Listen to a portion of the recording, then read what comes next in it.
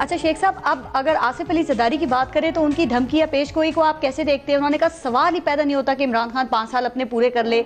इसको क्या आप लाइट लेंगे? आप तो उनके ये जेल में जाने के लिए दिन गिन रहे थे। मैंने ऐसी छोटी बातें तो नहीं करता, लेकिन उसके करतूत ऐसे हैं कि वो खुद कहता है कि जेल मेरा दूसरा घर है और एक सारे खानदान को इस शख्स ने तबाह कर दिया।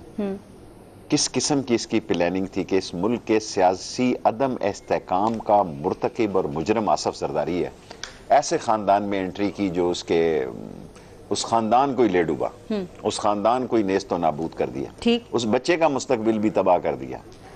देखें, मुझे तो उसकी फिक्र लगी हुई है। अभी तो उसके खेलने के दिन थे, अभी तो उसने परवान चढ़ना था और बड़ा मुश्किल हो जाएगा इस सारे मामला। तो बच्चे को आपने पैगाम भेजा, भुट्टो बनो जरदारी नहीं, तो कोई जवाब आया उसका?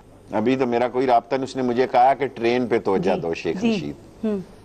तो अब मैं किसी दिन उसको कहूंगा कि आए एक क्लास जो है पिंडी से लाहौर रेलकार पे, उससे मैं जरा गुफ्तो शनीद करूं, उसे समझाऊं कि तेरा सियासी मुस्तकबिल इस जंगल के इस बरखा के दरख्त से नीचे से निकलेगा तो तेरा भी मुस्तकबिल है और तेरी पार्टी का भी, वरना ये तो जा ही रहा है। तेरे सारे खानदान जो आसिफ जरदारी को टास्क दिया था उसने पूरा किया है, इस खानदान को नेस्त व नाबूद कर दिया। पैसे क्या है जी? पैसे तो स्मगलरों के पास हैं, बिल्कुल।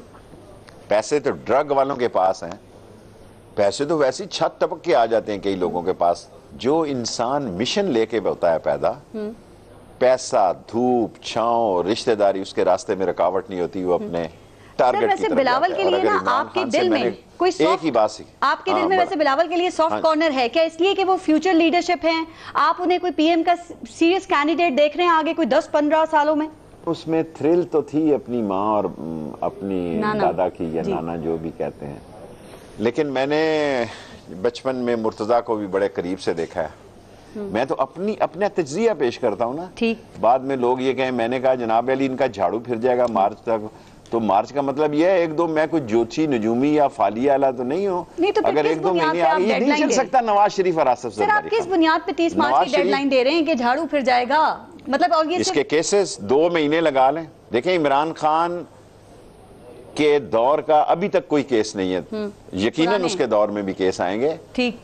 ये सारे पुराने केस हैं, नए केस तो इनकी रंग उड़ा देंगे, खवास बाख्ता कर जाएंगे। ये वो सियासतदान बेचारे जो मजबूर हैं। मुझे बताएं कि चांडियो जैसे अच्छे लोग, आसिफ जरदारी के नीचे एतजाज एहसन जैसे, कायरा जैसे, ये लोग ढुकते हैं, उनकी पर्सनैलिटी डैमेज हो जाती है, लेकिन इतना फिफरा नहीं, इतनी जुर्रत नहीं कि बाहर निकल के आए।